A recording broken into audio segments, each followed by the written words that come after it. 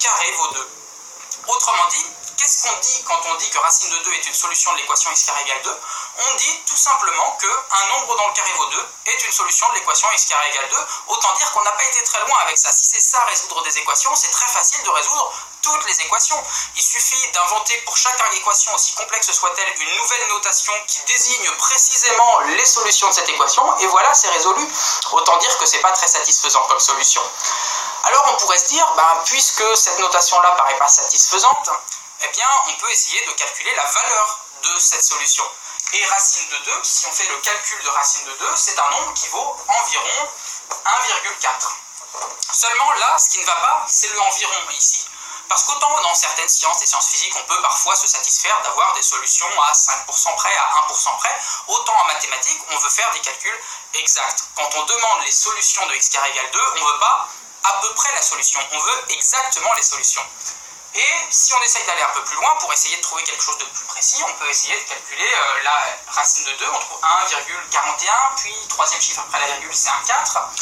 Et puis, en réalité, on se rend compte assez rapidement que ça ne se termine jamais, parce que ce nombre-là est un nombre qui appartient en mathématiques à la famille de ce que l'on appelle les nombres irrationnels, qui sont des nombres qui ont une infinité de chiffres après la virgule, et cette infinité de chiffres ne respecte aucun schéma évident à voir. Par exemple, si vous prenez le nombre 1 tiers, lui aussi a une infinité de chiffres après la virgule, mais c'est très facile à voir ces chiffres après la virgule parce que 1 tiers vaut 0,3333 et il n'y a que des 3. Donc autrement dit, ici, quand on met 3 petits points derrière, on comprend ce que ça veut dire, on a parfaitement décrit le nombre en écrivant ça.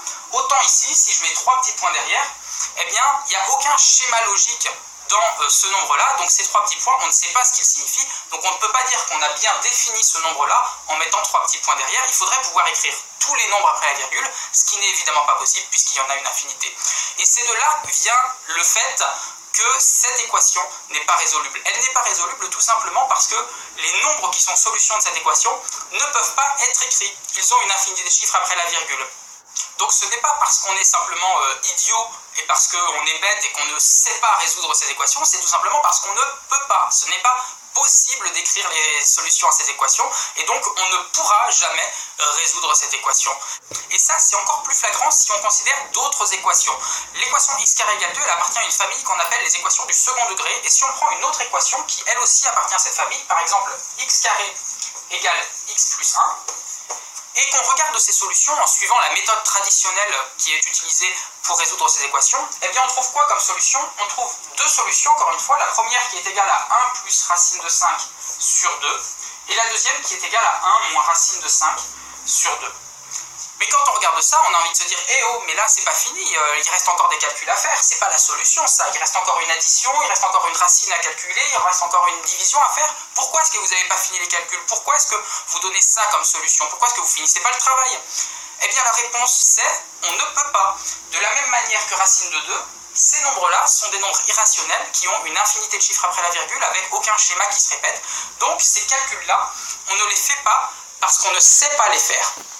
Et c'est la raison pour laquelle, en mathématiques, quand une équation n'est pas résoluble, eh bien, on peut les classer dans une catégorie un peu plus vaste qui s'appelle les équations résolubles par radicaux. Une équation résoluble par radicaux, c'est une équation pour laquelle on s'autorise à ne pas finir les calculs si dans les calculs il y a des racines carrées que l'on ne sait pas calculer. Donc autrement dit, les équations qui sont résolubles par radicaux, comme c'est le cas pour x carré égale 2 ou pour x carré égale x plus 1, eh bien ce sont des équations dont on ne peut pas connaître les solutions, mais on peut donner un calcul qui, si on savait le faire, donnerait la solution, mais on ne sait pas le faire. Alors dit comme ça peut paraître assez chouette. Finalement on se dit, on a le droit de ne pas finir les calculs, donc finalement ça fait moins de travail, ça nous va. Oui, mais ne pas finir les calculs, on a le droit de se l'autoriser, mais on se met quand même